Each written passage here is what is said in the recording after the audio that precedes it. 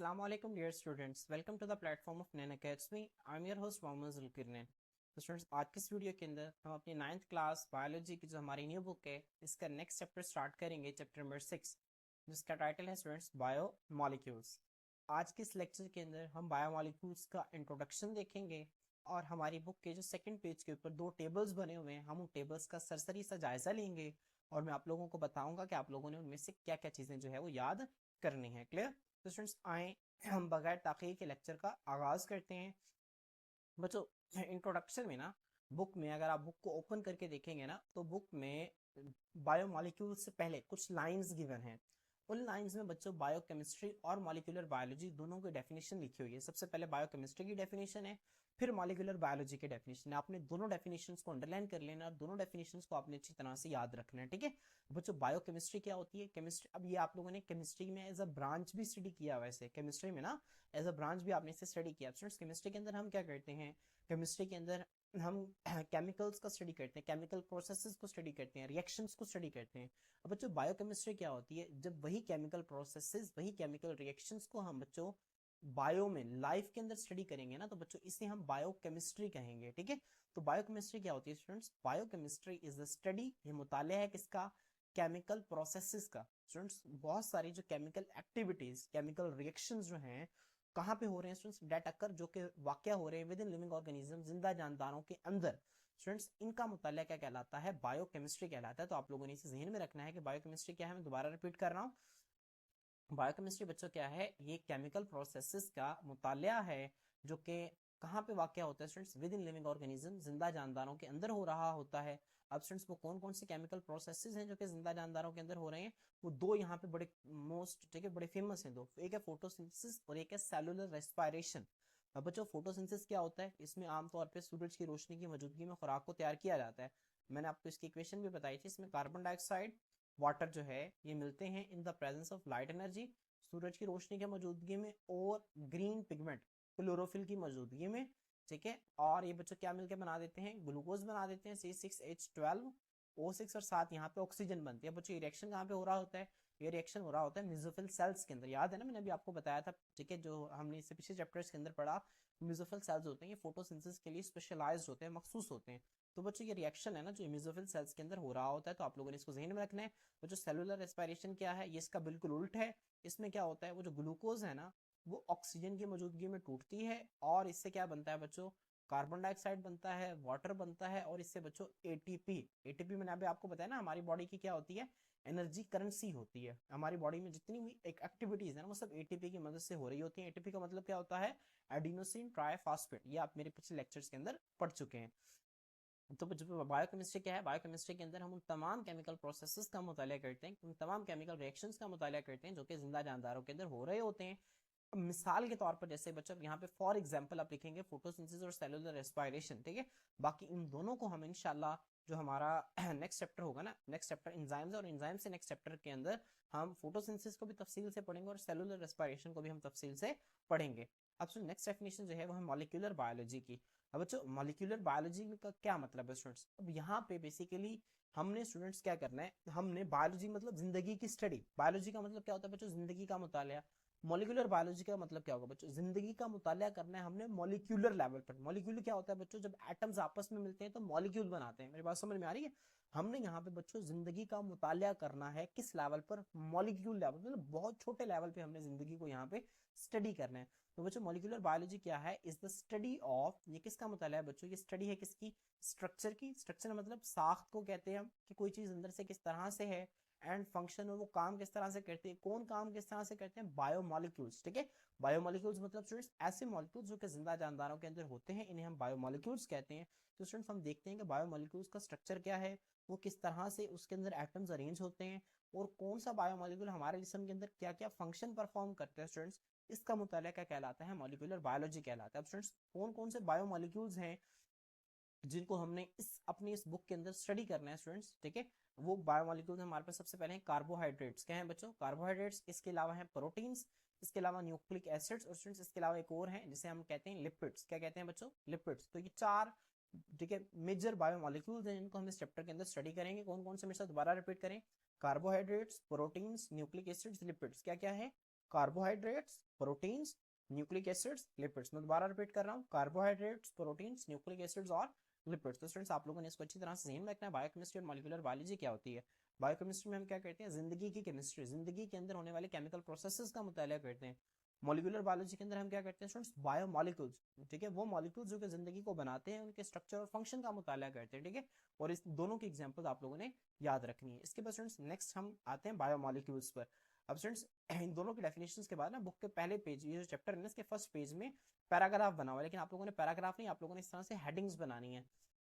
सबसे पहले आप बायोमॉलिक्यूल्स की डेफिनेशन की हेडिंग देंगे, फिर ये लिखेंगे the molecules produced by organisms are called biomolecules और बायोलॉजिकल मॉलिक्यूल्स, ठीक है। तो स्टूडेंट्स ऐसे मॉलिक्यूल्स जो कि जानदार बनाते हैं, जिंदा जानदार बनाते हैं, ठीक है, पैदा करते हैं, ऐसे मॉलिक्यूल्स को हम बायोमॉलिक्यूल्स कहते हैं, या फिर बच्चों हम इन्हें बायोलॉजिकल मॉलिक्यूल्स भी कहते हैं। तो आप लोगों को दोनों नाम आने चाहिए कि बायोमॉलिक्यूल्स या बायोलॉजिकल मॉलिक्यूल्स क्या होते हैं? ऐसे मॉलिक्यूल्स बच्चों जो कि क्या कौन बनाते हैं? जिनको जानदार बनाते हैं, ठीक है। तो बहुत आसान है ये। अब इसकी एग्जांपल्स बच्चों क्या है? इसकी एग्जांपल्स मैंने भी आपको ऊपर भी बताई हैं। इसकी एग्जांपल में हमारे पास क्या आ जाएगा? कार्बोहाइड्रेट्स आ जाएगा, लिपिड्स आ जाएंगे, प्रोटीन्स आ जाएंगे, न्यूक्लिक एसिड्स आ जाएंगे। और बच्चों न्यूक्लिक एसिड दो तरह के होते हैं, एक होता है डिऑक्सीराइबोन्यूक्लिक एसिड जिसे हम डीएनए कहते हैं, और एक होता है राइबोन्यूक्लिक एसिड जिसे हम आरएनए कहते हैं। तो इंशाल्लाह स्टूडेंट्स अब ये क्या क्या होते हैं हम इंशाल्लाह एक एक को तफसील से पढ़ेंगे।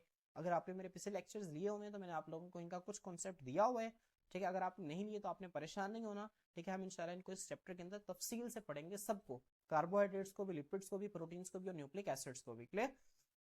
अब बच्चों नेक्स्ट हमारे पास है मैक्रोमोलिक्यूल्स। अब जितने भी ये बच्चों हमारे पास ना मॉलिक्यूल्स दो तरह के होते हैं। जो बायोमॉलिक्यूल्स है ना बच्चों, आपने इसको ज़हन में रखना है। बायोमॉलिक्यूल्स हमारे पास कितने तरह के होते हैं? दो तरह के होते हैं। एक को हम कहते हैं मैक्रोमॉलिक्यूल्स और एक को हम कहते हैं माइक्रोमॉलिक्यूल्स। अब बच्चों मैक्रो का मतलब होता है बड़ा, माइक्रो का मतलब होता है छोटा। ऐसे मॉलिक्यूल्स जिनका मॉलिक्यूलर वेट बच्चों जो साइज में भी छोटे होते हैं और वजन में भी कम होते हैं, इनको हम कहते हैं माइक्रोमॉलिक्यूल्स। ऐसे मॉलिक्यूल जो साइज में भी बड़े होते हैं और वजन में भी ज्यादा होते हैं, इनको हम कहते हैं मैक्रोमॉलिक्यूल्स, ठीक है। अब बच्चों अब मैं आपको एग्जांपल देता हूँ प्रोटीन्स की। आपको पता है कि प्रोटीन्स किससे मिलकर बनती हैं? प्रोटीन्स आपको पता है इस तरह छोटे छोटे से स्ट्रक्चर है जिन्हें हम अमाइनो एसिड्स कहते हैं। अमाइनो एसिड जब आपस में मिलते हैं तो बच्चों क्या बनाते हैं? प्रोटीन्स बनाते हैं।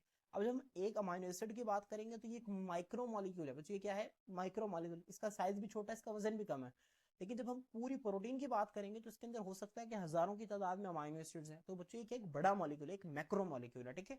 तो जितने भी हमारे पास बायो मॉलिक्यूल्स जिनको हम पढ़ेंगे ना बच्चों, ये सारे के सारे क्या है? ये हमारे पास मैक्रो मॉलिक्यूल है, ज्यादातर साइज में बड़े हैं, ठीक है। इसी वजह से बच्चों इन्हें हम क्या नाम देते हैं? इन्हें हम मैक्रो मॉलिक्यूल्स का नाम देते हैं, ठीक है। तो आप लोगों ने इसको ध्यान में रखना है। कार्बोहाइड्रेट्स भी मैक्रो मॉलिक्यूल्स हैं ज्यादातर। अब बच्चों यहाँ पे सारे नहीं, ज्यादातर, क्योंकि हम आगे कुछ ऐसे भी पढ़ेंगे जो कि माइक्रो मॉलिक्यूल्स हैं, ठीक है। आपने इसको भी ध्यान में रखना है। ज्यादातर चूंकि साइज में बड़े होते हैं इसी वजह से हम इनको क्या नाम देते हैं बच्चों? इन्हें हम नाम देते हैं मैक्रोमोलिक्यूल्स का नाम देते हैं, ठीक है। अब बच्चों इनका फंक्शन क्या है? ये काम क्या करते हैं? बायोमोलिक्यूल्स है ना, प्ले क्रूशियल, क्रूशियल का मतलब होता है अहम रोल, कहते हैं किरदार को, in the structure and function in organisms. बच्चों बायोमोलिक्यूल्स जो हैं वो जानदारों के स्ट्रक्चर, स्ट्रक्चर मतलब जानदारों की बॉडी को बनाते भी हैं, उनकी साख्त को भी बनाते हैं और उनके अंदर फंक्शंस को भी परफॉर्म करते हैं। तो दोनों के अंदर वो क्रूशियल, क्रूशियल का मतलब होता है अहम रोल, कहते हैं किरदार को। दोनों के अंदर उनके स्ट्रक्चर और फंक्शन के अंदर बायोमोलिक्यूल्स जो हैं वो बड़ा ही अहम किरदार अदा करते हैं, ठीक है। तो बच्चों आप लोगों ने इस तरह से चार हेडिंग्स बनानी और चार हेडिंग्स बना के आप लोगों ने इसे लिखना है। क्लियर? तो स्टूडेंट्स आए अब हम इस टेबल को देखते हैं। नेक्स्ट पेज पे टेबल बना हुआ है। ये स्टूडेंट्स टेबल जो है ये एमसीक्यूज के हवाले से मोस्ट इंपॉर्टेंट टेबल है आप लोगों का। आप लोगों ने एमसीक्यूज के हवाले से इनको अच्छी तरह से याद रखना। आप लोगों से शॉर्ट क्वेश्चन के तौर पर भी पूछा जा सकता है, ठीक है। अब बच्चों सबसे पहले देखें, हमने बायोमोलिक्यूल्स देखें, यहाँ पे लिखा हुआ बायोमोलिक्यूल्स। अब बायोमोलिक्यूल्स स्टूडेंट्स हम यहाँ पे ना पांच बायोमोलिक्यूल्स हैं, carbohydrates, proteins, lipids, DNA, RNA. अब बेसिकली ये दोनों है ना, जो इन दोनों को मिला के हम क्या कहते हैं? न्यूक्लिक एसिड्स कहते हैं। न्यूक्लिक एसिड्स दो तरह के होते हैं, एक होता है डिऑक्सीराइबोन्यूक्लिक एसिड और एक होता है राइबोन्यूक्लिक एसिड। इसे हम डीएनए कहते हैं, इसे हम आरएनए भी कहते हैं। क्लियर? अब बच्चों हमने क्या देखना है? हमने इनकी लोकेशन देखनी है सेल के अंदर, और बच्चों हमने जो दूसरी चीज देखनी है वो इनका फंक्शंस देखने हैं। तो कौन से बायोमोलिक्यूल की लोकेशन क्या है, आप लोगों को इस जुबानी आनी चाहिए, क्योंकि आप लोगों से एमसीक्यूज में पूछे जा सकते हैं, बड़े घुमा फिरा के एमसीक्यूज आपसे पूछे जा सकते हैं, आप लोगों से शॉर्ट क्वेश्चन में भी पूछे जा सकते हैं, ठीक है। तो बच्चों सबसे पहले हम आते हैं कार्बोहाइड्रेट्स, ठीक है। कार्बोहाइड्रेट्स की मैं एक सादा से एग्जांपल देता हूँ, ग्लूकोज। ग्लूकोज हमने पढ़ा हुआ है ना, C6H12O6, ये कार्बोहाइड्रेट है, ठीक है। अब बच्चों कार्बोहाइड्रेट्स कहाँ पे पाए जाते हैं? सबसे, ठीक है, साइटोप्लाज्म में पाए जाते हैं। आपको पता है कि जब मैंने आपको साइटोप्लाज्म का टॉपिक पढ़ाया था वहां पे मैंने आपको बताया था एक रिएक्शन था जिसका नाम था ग्लाइकोलाइसिस। मैंने आपको बताया था कि ग्लाइकोलाइसिस जो है वो साइटोप्लाज्म में होती है। ग्लाइकोलाइसिस में क्या होता है बच्चों? जो ग्लूकोज है ना ये टूटती है और इसके टूटने से एनर्जी निकलती है। हम इसको डिटेल से हमारा ठीक है, जो ये चैप्टर नंबर 6 है, इस चैप्टर नंबर 8 के अंदर बच्चों हम इसको डिटेल से पढ़ेंगे ग्लाइकोलाइसिस को। ठीक है, तो भी आपने सिर्फ इतना ज़हन में रखना है कि साइटोप्लाज्म के अंदर ग्लूकोज मौजूद होती है। ठीक है, अब आपको इससे याद रह जाएगा कि साइटोप्लाज्म के अंदर ग्लूकोज साइटोप्लाज्म के अंदर मौजूद होती है। और बच्चों ग्लूकोज दूसरी कहाँ पे होती है, सेल मेम्ब्रेन के अंदर। अगर आपको याद हो जब हमने सेल मेम्ब्रेन में फ्लूइड मोज़ेक मॉडल पढ़ा, तो बच्चों वहां पे हमने पढ़ा था ना, हमने वहां पे पढ़ा था ग्लाइकोप्रोटीन्स और ग्लाइकोलिपिड्स, याद है ना। अब हमने वहां पे क्या कहा था, अगर ये जो इस तरह कार्बोहाइड्रेट्स है ना, अगर बच्चों वहां पे एक लिपिड बाइलेयर थी जिसके अंदर प्रोटीन मॉलिक्यूल धसी हुई थी, तो स्टूडेंट्स अगर वो कार्बोहाइड्रेट्स प्रोटीन्स के साथ अटैच होते थे, ठीक है, वो शुगर प्रोटीन्स के साथ अटैच होते थे तो हम ग्लाइकोप्रोटीन्स कह देते थे। अगर वो लिपिड्स के साथ अटैच होते तो हम ग्लाइकोलिपिड्स कह देते थे। तो स्टूडेंट्स देखें, मैंने दोनों ही आप लोगों को पिछले रेफरेंस से, बुक का रेफरेंस देके मैंने आप लोगों को दोनों की लोकेशन याद करवा दी, कार्बोहाइड्रेट्स की दोनों लोकेशन। एक ये साइटोप्लाज्म के अंदर होते हैं बच्चों, एक कहाँ पे होते हैं, ये सेल मेम्ब्रेन के अंदर होते हैं। क्लियर, देखिए कितना आसान है इसकी लोकेशन। अब स्टूडेंट्स इसका फंक्शन क्या है, act as a source of energy. Carbohydrates जो है ये एनर्जी के सोर्स के तौर पर काम करते हैं। मैंने अभी आपको ये भी बताया था ना कि C6H12O6 ये जो ग्लूकोज है, जब ऑक्सीजन की मौजूदगी में टूटती है तो इससे कार्बन डाइऑक्साइड निकलती है, इससे साथ वाटर निकलती है और साथ इससे बच्चों एटीपी निकलती है, एडिनोसिन ट्राइफॉस्फेट। ठीक है, तो ये एनर्जी के सोर्स के तौर पर काम करती है। Act as energy storage molecules, बच्चों ये एनर्जी को स्टोर करने वाले मॉलिक्यूल्स के तौर पर भी एक्ट करती है। अब कैसे एक्ट करती है स्टूडेंट्स, मैंने आपको इससे पिछले लेक्चर के अंदर जब मैंने आपको इंसुलिन और ग्लूकागोन पढ़ाया था, इंसुलिन और ग्लूकागोन का कॉन्सेप्ट दिया था, तो मैंने आपको बताया था कि इंसुलिन हमारी बॉडी में ग्लूकोज के लेवल को कम करती है। कैसे कम करती है, वो लिवर को कहती है कि भाई लिवर ब्लड से ज्यादा ग्लूकोज को ले लो। तो बच्चों लिवर क्या करता है, ग्लूकोज को लेकर ना एक शक्ल के अंदर कन्वर्ट कर देता है जिसे हम कहते हैं ग्लाइकोजन। याद है ना, मैंने आपको बताया था। तो ग्लाइकोजन लिवर के अंदर जमा हो जाता है। तो बच्चों ग्लाइकोजन क्या है, ये कार्बोहाइड्रेट है। ठीक है, और इस शक्ल में, कार्बोहाइड्रेट की शक्ल में लिवर ने क्या किया, एनर्जी को जमा कर लिया, स्टोर कर लिया। ठीक है, तो इसके दोनों फंक्शंस भी आप लोगों को याद हो गए, बहुत आसान है। ठीक है, लोकेशन भी और फंक्शंस भी। नेक्स्ट बच्चों देखते हैं प्रोटीन्स को। देखिए प्रोटीन्स आपको पता है कि सेल मेम्ब्रेन के अंदर तो होती ही होती हैं, क्योंकि सेल मेम्ब्रेन के अंदर लिपिड बाइलेयर होता है जिसके अंदर प्रोटीन के मॉलिक्यूल्स जो हैं वो बच्चों एम्बेडेड होते हैं, धसे हुए होते हैं। ठीक है, अच्छा नेक्स्ट देखें साइटोप्लाज्म। आपको पता है कि साइटोप्लाज्म के अंदर बहुत सारे आप राइबोसोम्स मौजूद होते हैं। राइबोसोम्स का काम है आपको पता है प्रोटीन सिंथेसिस करवाना। तो साइटोप्लाज्म के अंदर राइबोसोम्स होते हैं तो बच्चों वहां पे प्रोटीन सिंथेसिस भी होगी। ठीक है, तो आप लोगों को ये भी बात जो है वो जहन में रहेगी आपके। इसके बच्चों नेक्स्ट देखिए एंडोप्लाज्मिक रेटिकुलम। अब एंडोप्लाज्मिक रेटिकुलम में बच्चों हमने पढ़ा rough endoplasmic reticulum. Rough endoplasmic reticulum के ऊपर भी राइबोसोम्स होते हैं, और वो जो राइबोसोम्स है ना बच्चों, वो क्या करते हैं, वो प्रोटीन की सिंथेसिस करवाते हैं। तो यहाँ पर भी एंडोप्लाज्मिक रेटिकुलम के ऊपर भी प्रोटीन्स होंगे। इसके अलावा बच्चों गोल्जी अपरेटस, हमने ये भी देखा कि रफ एंडोप्लाज्मिक रेटिकुलम प्रोटीन तैयार करने के बाद उसको एक थैली के अंदर बंद करके गोल्जी अपरेटस के पास भेज देते हैं ताकि वहां पे उसकी मॉडिफिकेशन हो सके, गोल्जी अपरेटस उसके अंदर नई नई चीजें ऐड कर सके। तो बच्चों जो प्रोटीन्स हैं गोल्जी अपरेटस के पास भी होती हैं। इसके अलावा बच्चों लाइसोसोम्स, अब लाइसोसोम्स क्या होते हैं, मैंने अभी आपको बताया था जब हमने चैप्टर नंबर 3 पढ़ा था कि इसके गिर्द एक मेम्ब्रेन होती है और इसके अंदर ना कई सारे डाइजेस्टिव एंजाइम्स होते हैं जो कि चीजों को तोड़ने का काम करते हैं। अब बच्चों मैंने आपको एंजाइम्स बताए हैं कि एंजाइम्स क्या होते हैं, एंजाइम्स भी क्या है बच्चों, ये प्रोटीन्स हैं।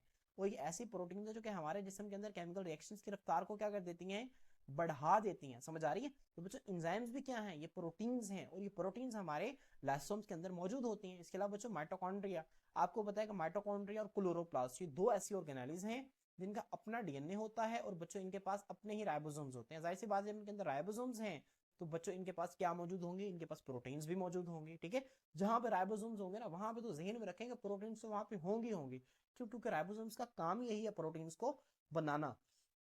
तो बच्चों ये सारी चीजें मैंने आप लोगों को पिछले बुक का रेफरेंस देके मैंने सारी चीजें आपको बता दी हैं ताकि आप लोगों को जो है परेशानी ना हो, आप लोगों को नई ना लगे ये चीज, सारी चीजें आपने पहले पढ़ी हुई हैं, बस चीजों को यहाँ पे ना थोड़ा सा समराइज करके इकट्ठा करके लिखा हुआ है। बट इसके फंक्शंस देखते हैं। Many proteins act as enzyme, मैंने भी आपको बताया ना लाइसोम के अंदर जैसे प्रोटीन्स होती हैं वो एंजाइम्स के तौर पर काम कर रही होती हैं। बहुत सारी प्रोटीन्स जो है वो एंजाइम्स के तौर पर काम करती हैं।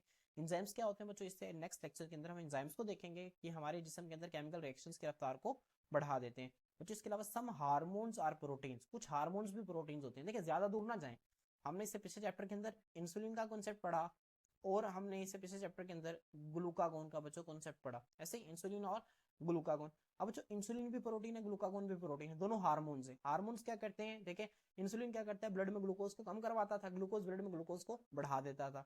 तो बच्चों दोनों क्या है, प्रोटीन्स हैं। तो इस तरह से कुछ प्रोटीन हमारे बॉडी के अंदर एज अ हार्मोन भी काम करते हैं। ठीक है, अब नेक्स्ट देखें make membrane and many other structures in the cells. अब बच्चों ये अब मेम्ब्रेन बनाती है। मेम्ब्रेन कैसे बनाती है, मैंने भी आपको बताया ना, लिपिड बाइलेयर। सेल मेम्ब्रेन का स्ट्रक्चर आपको पता है ना, मेम्ब्रेन्स में लिपिड लिपिड बाइलेयर होती है जिसके अंदर प्रोटीन के मॉलिक्यूल धंसे हुए होते हैं। तो इस तरह से बच्चों में मेम्ब्रेन्स बनाती हैं and many other structures in the cell, और सेल्स के अंदर और भी काफी चीजें बनाती हैं बच्चों, जैसे कि देखिए मैं आपको फौरन से चीजें बताऊंगा, आपके फौरन से ध्यान में आ जाएगा।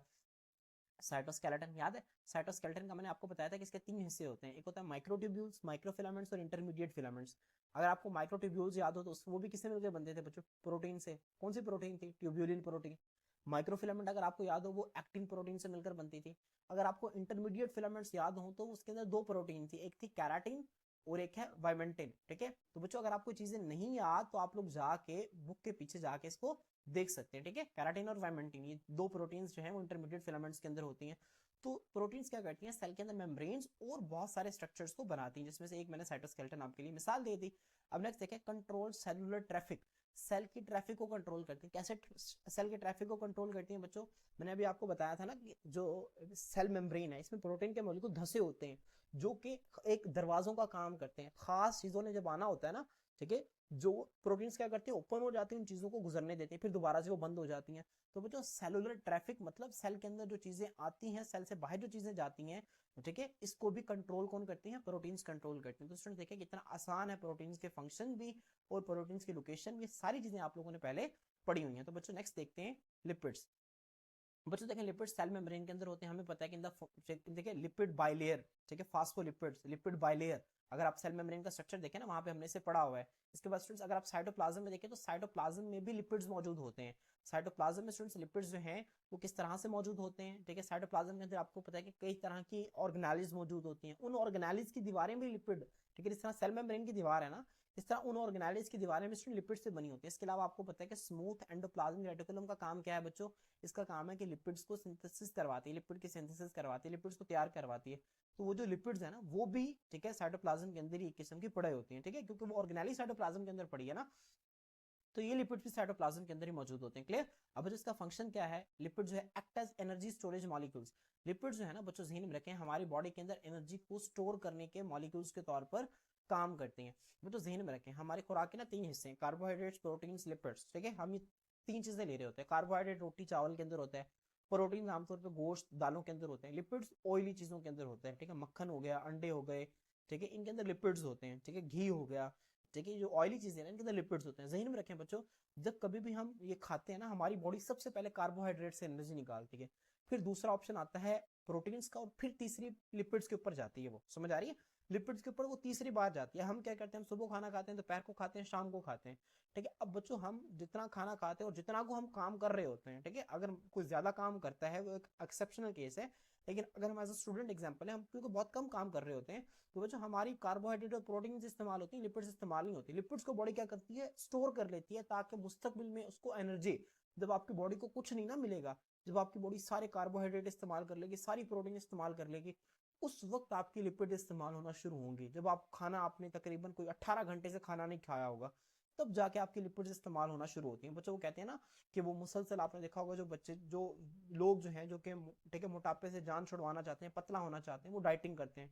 डाइटिंग करने से क्या होता है? उनकी बॉडी के अंदर जो लिपिड्स है ना, जो कि उन्हें मोटा कर किया हुआ है जिन लिपिड्स ने, वो आहिस्ता आहिस्ता इस्तेमाल होना शुरू होती है। ठीक है, तो बच्चों हमारी बॉडी क्या करती है? लिपिड्स को एनर्जी को स्टोर करने वाले मॉलिक्यूल्स के तौर पर एक्ट करती है। उसके बाद एक्ट एज हीट इंसुलेटर। बच्चों याद रखें, जो लिपिड है ना, ये हीट इंसुलेटर का काम करती है। इंसुलेटर क्या होता है बच्चों? इंसुलेटर का मतलब होता है, जिस तरह आपने देखा होगा जो लकड़ी है ना, वो इंसुलेटर है, वो अपने अंदर से, ठीक है, ना हीट को गुजरने देती है ना करंट को गुजरने देती है। ठीक है, अब आप एक सरिया लें, सरिये को आग में रखें, अब सरिये का एक किनारा अगर आपने आग में रखा हुआ है ना, दूसरा खुद ब खुद गर्म हो जाएगा। लेकिन लकड़ी आप रखें इस तरह से, तो लकड़ी का एक हिस्सा जल जाएगा, दूसरा हिस्सा गर्म नहीं होगा। क्यों? क्योंकि लकड़ी के अंदर हीट फ्लो नहीं करती।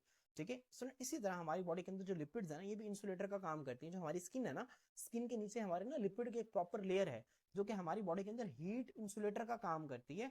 ठीक है, सर्दियों में इसका बड़ा इफेक्टिव रोल होता है, सर्दियों में हमारी बॉडी की हीट को बाहर नहीं जाने देती। ठीक है, तो इस तरह हीट इंसुलेटर का काम करती है, मतलब हीट को बाहर नहीं जाने देती बॉडी से, इसको ध्यान में रखना है।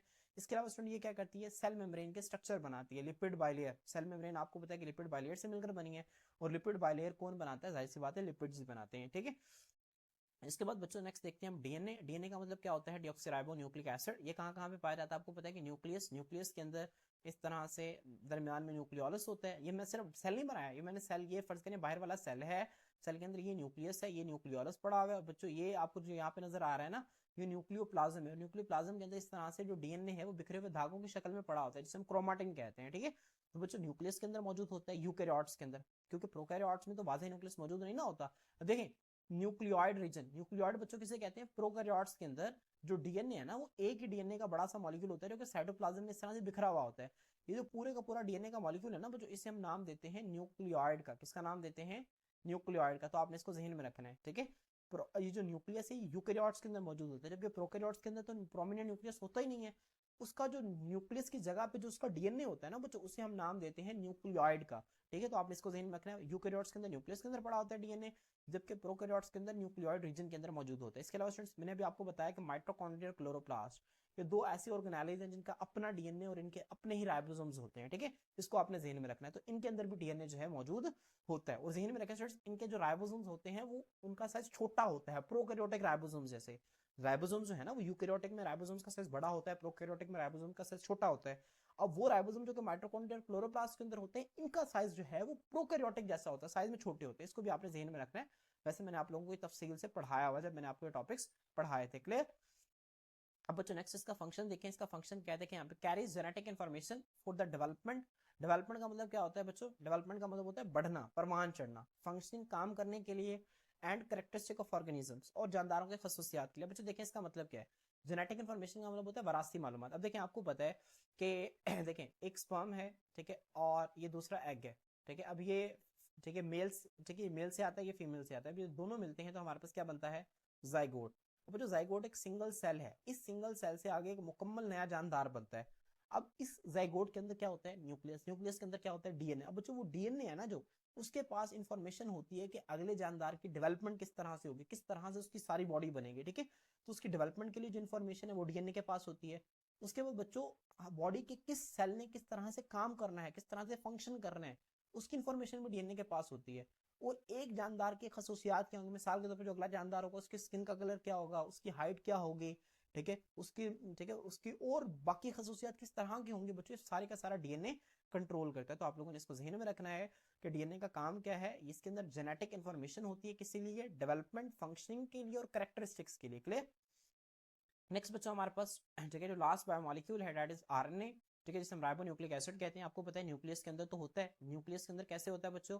ठीक है, क्योंकि आपको पता है, मैंने आपको बताया था ना कि राइबोसोम्स जो है दो चीजों से मिलकर बनते हैं। एक बनते हैं राइबोसोमल आरएनए और दूसरे मिलकर बनते हैं बच्चों प्रोटीन से, ठीक है। और आपको पता है कि ये जो हमारे पास, ठीक है, आरएनए है, ये कहाँ पे बनता है बच्चों? ये डीएनए से बनता है। और डीएनए कहाँ पे होता है? न्यूक्लियस के अंदर होता है, ठीक है।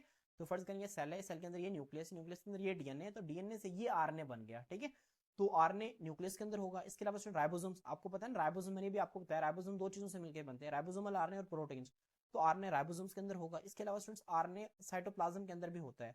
साइटोप्लाज्म के अंदर क्यों होता है स्टूडेंट्स? क्योंकि, ठीक है, डीएनए से आरएनए बनता है, फिर आरएनए से आगे स्टूडेंट्स राइबोसोम्स क्या बनाते हैं? प्रोटीन्स बनाते हैं। देखिए इस तरह से सेल के अंदर से एक स्ट्रक्चर आता है जिसे हम कहते हैं मैसेंजर आरएनए, ठीक है। ये भी मैंने आपको बताया था जब आपने लेक्चर्स लिए थे, ठीक है। राइबोसोम्स एक लार्जर सबयूनिट और स्मॉलर सबयूनिट दोनों आके इसके ऊपर आगे अटैच हो जाते हैं, फिर ये प्रोटीन्स बनाते हैं, ठीक है। तो आपने इसकी लोकेशन ध्यान में रखनी है। न्यूक्लियस के अंदर, राइबोसोम्स के अंदर और साइटोप्लाज्म के अंदर आरएनए मौजूद होता है। और बच्चों इसका फंक्शन क्या होता है, ठीक है, इसका फंक्शन क्या है यहाँ पे देखें। Carries genetic information from DNA to ribosome for protein synthesis, ठीक है। ये काम क्या करता है कि फर्ज करें ये सेल है, सेल के अंदर ये न्यूक्लियस है, न्यूक्लियस के अंदर बच्चों ये देखें ये डीएनए पड़ा हुआ है। फर्ज करें ये डीएनए, डीएनए से क्या बना? आरएनए। फिर ये आरएनए न्यूक्लियस के अंदर जो सुराख थी न्यूक्लियर पोर्स, इनके जरिए साइटोप्लाज्म में आ गया। फिर जब साइटोप्लाज्म में आया तो उसके ऊपर लार्जर सबयूनिट और स्मॉलर सबयूनिट दोनों अटैच हो गए। तो बच्चों अब उसने क्या किया, उसको डीएनए की मालूमात लेके आया राइबोसोम्स के पास। क्यों लेके आया? ताकि राइबोसोम्स उस मालूमात को पढ़ के प्रोटीन्स को तैयार कर सकें। तो स्टूडेंट्स आप लोगों ने इसको ध्यान में रखना है, ये बहुत आसान कॉन्सेप्ट्स हैं जो कि, ठीक है, यहाँ पे इस टेबल के अंदर गिवन थे और यहाँ से आपको बहुत इंपॉर्टेंट एमसीक्यूज आपसे पूछे जा सकते हैं, क्लियर। बच्चों नेक्स्ट हमारे पास है प्रोटोप्लाज्म। बच्चों प्रोटोप्लाज्म क्या होता है? ये सिंपल सा कॉन्सेप्ट है, मैं आपको दोबारा बता देता हूँ कि हमारे पास एक सेल है, ये सेल की सेल मेम्ब्रेन है। सेल मेम्ब्रेन के दरमियान में न्यूक्लियस होता है, और न्यूक्लियस से सेल मेम्ब्रेन के दरमियान बच्चों जो फासला है ना, इसे हम कहते हैं साइटोप्लाज्म। क्या कहते हैं बच्चों? साइटोप्लाज्म। और साइटोप्लाज्म, ठीक है, यहाँ पे, और ये क्या है बच्चों? ये न्यूक्लियस है। तो बच्चों हम साइटोप्लाज्म और न्यूक्लियस दोनों को मिला के हम नाम देते हैं प्रोटोप्लाज्म। किसका नाम देते हैं? प्रोटोप्लाज्म। अब बच्चों आपको पता है कि साइटोप्लाज्म के अंदर और न्यूक्लियस के अंदर ना वाटर मौजूद होता है, पानी जो है वो मौजूद होता है। अब बच्चों क्या हो कि अगर एक सेल से जितना भी वाटर है वो सारे का सारा इवेपोरेट हो जाए, बुखारात बन के उड़ जाए, तो बाकी जितना भी एक सेल का हिस्सा बचेगा ना, उसे हम स्टूडेंट्स कहते हैं ड्राई मैस ऑफ प्रोटोप्लाज्म। क्या कहते हैं? Dry mass of protoplasm. मतलब एक प्रोटोप्लाज्म, साइटोप्लाज्म और न्यूक्लियस से जितना भी वाटर है सबको इवेपोरेट कर दें, तो बाकी जो चीज बचेगी ना बच्चों उसे हम कहते हैं खुश्क वजन है। किसका? प्रोटोप्लाज्म का खुश्क वजन है, मतलब यहाँ पे कोई वाटर के मॉलिक्यूल्स नहीं है। अब बच्चों जब सारा वाटर निकाल देंगे ना तो ड्राई मैस बचेगा उसका तकरीबन 93%। कितना? 93%। बहुत इंपॉर्टेंट एमसीक्यू आप लोगों से पेपर में पूछा जा सकता है। उसका तकरीबन 93% जो है वो कौन बनाते हैं? वो बायोमोलिक्यूल्स बनाते हैं। बायोमोलिक्यूल्स में क्या आते हैं? Carbohydrates, proteins, lipids, nucleic acids, इसमें डीएनए और आरएनए आता है। ठीक है। और बच्चों बाकी जो ड्राई मैस है ना जो उसका 7% हिस्सा कौन बनाते हैं? ड्राई मैस का वाइटामिन्स बनाते हैं। क्या बनाते हैं? वाइटामिन्स बनाते हैं। वाइटामिन्स आपको पता है कि हमारे जिस्म के लिए जरूरी है। जिस तरह आपने सुना होगा विटामिन डी हमारी हड्डियों को मजबूत बनाता है। ठीक है। इस तरह student inorganic substances, inorganic substances मतलब जो कि कार्बन हाइड्रोजन के अलावा दूसरी चीजों से मिलकर बने होते हैं। ठीक है। जैसे कि कार्बन डाइऑक्साइड। अब कार्बन डाइऑक्साइड जो है ये इनऑर्गेनिक है। क्यों? क्योंकि यहाँ पे कार्बन हाइड्रोजन इकट्ठे नहीं पाए जा रहे। इसके अलावा एसिड, सेल के अंदर आपको पता है एसिड्स भी होते हैं, बेसिस भी होते हैं, साल्ट्स भी होते हैं। ठीक है। तो बाकी का जो 7% है ना वो बच्चों को इन सारी चीजों पे मुश्किल होता है। ठीक है। जबकि 93% हिस्सा है ना जो सेल का ड्राई मैस का बहुत बड़ा हिस्सा जो है वो बायो मॉलिक्यूल्स के ऊपर मुश्तमिल होता है। Clear students? यहाँ पे देखें आपके बुक के अंदर ये टेबल बना हुआ है। ठीक है। बहुत इंपॉर्टेंट है ये भी एमसीक्यूज के हवाले से। अब यहाँ पे स्टूडेंट ड्राई मैस और प्रोटोप्लाज्म की परसेंटेज दी गई कि कौन सा बायोमोलिक्यूल ड्राई मैस और प्रोटोप्लाज्म में कितनी परसेंटेज में मौजूद है। ठीक है। तो आप लोगों ने इसे अच्छी तरह से याद रखना है। ड्राई मैस और प्रोटोप्लाज्म मैंने अभी आपको बताया कि न्यूक्लियस और साइटोप्लाज्म को मिलाकर हम प्रोटोप्लाज्म कहते हैं। तो वो जो प्रोटोप्लाज्म में थे जब सारे वाटर को हम बुखारात बन के उड़ा देंगे तो बाकी जो बचेगा वो ड्राई मैस और प्रोटोप्लाज्म है। ठीक है। और स्टूडेंट्स इसमें सबसे ज्यादा चीज मौजूद होती है ना वो है प्रोटीन। प्रोटीन कितनी होती है? 50%, 50% प्रोटीन्स मौजूद होती हैं। तो आप लोगों ने इसको जहन में रखना है कि ड्राई मैसो प्रोटोप्लाज्म में जो सबसे ज्यादा चीज पाई जाती है वो प्रोटीन्स है। वो जो उसके बाद क्या है? उसके बाद होते हैं न्यूक्लिक एसिड। न्यूक्लिक एसिड यहाँ पे डीएनए और आरएनए दोनों को हम मिला के बात कर रहे हैं। ठीक है। न्यूक्लिक एसिड कितने परसेंट है बच्चों? 18% है। इसके बाद बच्चों जो अगली चीज कार्बोहाइड्रेट्स, कार्बोहाइड्रेट्स कितने परसेंट है? 15% है। ठीक है। और लिपिड्स कितने परसेंट है? 10%। तो आप लोगों ने इसी तरतीब से इसको याद रख लें, 50 18 15 10। बहुत आसान है, 50 18 15 10। और यहाँ से प्रोटीन्स, न्यूक्लिक एसिड्स, ठीक है, कार्बोहाइड्रेट्स और लिपिड्स। आप इसको इस तरह से याद रखें। आप लोगों ने इसके जहन में रखना है कि प्रोटीन्स 50% होती हैं ड्राई मैसो प्रोटोप्लाज्म में, न्यूक्लिक एसिड 18%, कार्बोहाइड्रेट्स 15%, लिपिड्स 10% होते हैं। क्लियर? बट उसके बाद लास्ट पे ना एक बॉक्स बना हुआ है छोटा सा, इसमें मेटाबॉलिज्म की डेफिनेशन लिखी हुई है। मेटाबॉलिज्म की डेफिनेशन क्या है? बिल्कुल भी नहीं है आप लोगों के लिए। मैंने पहले भी बताया हुआ है कि एक जानदार के अंदर होने वाले तमाम केमिकल रिएक्शंस को मजमूई तौर पर हम मेटाबॉलिज्म कहते हैं। तो बच्चे ये इसकी डेफिनेशन है। ऑल द केमिकल रिएक्शन, जितने भी chemical reaction that occur in an organism, जो कि एक जानदार के अंदर हो रहे होते हैं, आर कलेक्टिवली कॉल्ड, उन्हें मजमूई तौर पर हम क्या कहते हैं? मेटाबॉलिज्म कहते हैं। बच्चों मेटाबॉलिज्म जो है दो तरह का होता है, दो तरह के केमिकल रिएक्शंस होते हैं। एक को हम कहते हैं एनाबॉलिज्म बच्चों, एक को हम कहते हैं कैटाबॉलिज्म। अब बच्चों एनाबॉलिज्म में क्या होता है? एनाबॉलिज्म में छोटे मॉलिक्यूल आपस में मिलकर एक बड़ा मॉलिक्यूल बना देते हैं। ठीक है। कैटाबॉलिज्म में क्या होता है? बड़ा मॉलिक्यूल टूटकर छोटे मॉलिक्यूल्स बनाता है। आप याद रखें कैटा को याद रखें कट से। किसे याद रखें? कट। कट मतलब काटना। कैटाबॉलिज्म में क्या होगा बच्चों? कट, ठीक है, चीजें कटेंगी। कटेंगी मतलब बड़ा मॉलिक्यूल टूटेगा छोटे मॉलिक्यूल्स के अंदर। जबकि एनाबॉलिज्म उसका उल्ट होगा, वहां पे छोटे मॉलिक्यूल्स मिलकर बड़े मॉलिक्यूल्स बनाएंगे। तो बच्चों ये मैंने आप लोगों के लिए ना कैटाबॉलिज्म और एनाबॉलिज्म का फर्क लिख दिया। आप लोगों ने इसको इसी तरह से नोट डाउन कर लेना कॉपी के ऊपर। बहुत इंपॉर्टेंट फर्क है, बहुत इंपॉर्टेंट है, आप लोगों से पेपर में पूछा जा सकता है, तो आप लोगों ने इसे लिख लेना है। ठीक है। सबसे पहला फर्क क्या है बच्चों? Anabolism is a type of metabolism. Anabolism metabolism की एक किस्म है इन विच सिंपलर सब्सटेंसेस, सिंपलर सब्सटेंस मतलब सादा चीजें, जो छोटी चीजें हैं, आर कंबाइंड, वापस में मिलकर क्या बनाती हैं? कॉम्प्लेक्स सब्सटेंसेस, पेचीदा चीजें बना देते हैं। समझ आ रही है बच्चों? जिस तरह फोटोसिंथेसिस, ठीक है, इसकी एग्जांपल दी हुई है इसमें फोटोसिंथेसिस। जैसे देखें कार्बन डाइऑक्साइड और वाटर। अब देखिए सादा चीजें थी, सूरज की रोशनी और क्लोरोफिल की मौजूदगी में इसने ग्लूकोज बना दिया, ऐसे ही है ना, तो साथ ऑक्सीजन बनी। अब जो देखें दो सिंपल चीजें हैं, इन्होंने मिलकर एक कॉम्प्लेक्स चीज बना दी। तो ऐसे रिएक्शन को बच्चों हम कहते हैं एनाबॉलिज्म। एनाबॉलिज्म जो है मेटाबॉलिज्म की वो टाइप है जिसमें सादा चीजें मिलकर एक पेचीदा चीज बना देती हैं। ठीक है। अब बच्चों आपको पता है कि जब कार्बन डाइऑक्साइड और वाटर मिलते हैं तो यहाँ पे आपको पता है कि लाइट एनर्जी इस्तेमाल होती है, सूरज की रोशनी, और इसको जज़ब कौन करता है? क्लोरोफिल। तो यहाँ पे देखिए energy is used in this reaction. जब एनाबॉलिज्म हो रहा होता है तो यहाँ पे एनर्जी इस्तेमाल होती है। ठीक है। आपने इसको जहन में रखना है। इसके एग्जांपल क्या है? फोटोसिंथेसिस। अब जो कैटाबॉलिज्म को देखते हैं, कैटाबॉलिज्म क्या है? कैटाबॉलिज्म बच्चों कट से मैंने आपको बताया था, कट मतलब काटना। यहाँ पे क्या होता है बच्चों? जो कॉम्प्लेक्स मॉलिक्यूल्स है ना, जो बड़े बड़े मॉलिक्यूल्स हैं, वो ब्रोकन डाउन, वो टूटते हैं सादा मॉलिक्यूल्स के अंदर। जैसे कि रेस्पिरेशन, रेस्पिरेशन की इक्वेशन आपको पता है कि इसमें ग्लूकोज जो है C6H12O6, ये ऑक्सीजन की मौजूदगी में टूट के क्या बनाता है? कार्बन डाइऑक्साइड और वाटर बनाता है। ठीक है। अब यहाँ पे देखें पेचीदा चीज जो है वो टूट गई है कार्बन डाइऑक्साइड और वाटर में, और साथ आपको पता है कि एटीपी एनर्जी भी बनती है। ठीक है। तो इसकी एग्जांपल रेस्पिरेशन या फिर इसे सेलुलर रेस्पिरेशन भी आप कह सकते हैं। ठीक है। तो बच्चों यहाँ पे देखिए energy is release in this reaction, इस रिएक्शन में एनर्जी रिलीज होती है। जब भी मॉलिक्यूल्स टूटते हैं बड़े मॉलिक्यूल्स सादा में तो एनर्जी रिलीज होती है, जब सादा मिलकर बड़े मॉलिक्यूल्स बनाते हैं तो एनर्जी इस्तेमाल होती है। तो बच्चों एनाबॉलिज्म और कैटाबॉलिज्म में फर्क है, आप लोगों ने इसको अच्छी तरह से याद रखना है। तो यहाँ पे हमारा आज का लेक्चर जो है खत्म होता है। इंशाल्लाह नेक्स्ट लेक्चर के अंदर हम कार्बोहाइड्रेट्स को डिटेल से स्टडी करेंगे। आज के लिए इतना ही, अल्लाह हाफिज।